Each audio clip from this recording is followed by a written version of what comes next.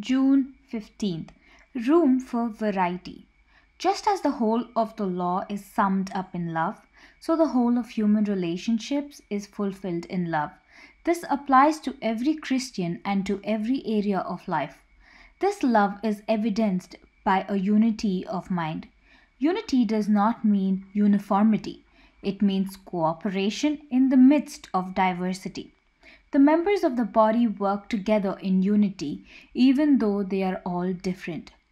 Christians may differ on how things are to be done, but they must agree on what is to be done and why. A man criticized D.L. Moody's methods of evangelism, and Moody said, "Well, I'm always ready for improvement.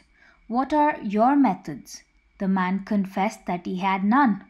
"Then I'll stick to my own," said Moody. Whatever methods we use, we must seek to honor Christ, win the lost, and build the church. Some methods are definitely not scriptural, but there is plenty of room for variety in the church. The Bible says, if you have any encouragement from being united with Christ, if any comfort from His love, if any fellowship with the Spirit, if any tenderness and compassion, then make my joy complete by being like-minded, having the same love, being one in spirit and purpose. Philippians chapter 2 verses 1 to 2.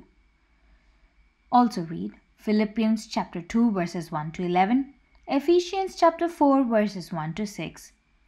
Are you at odds with some brother or sister in Christ?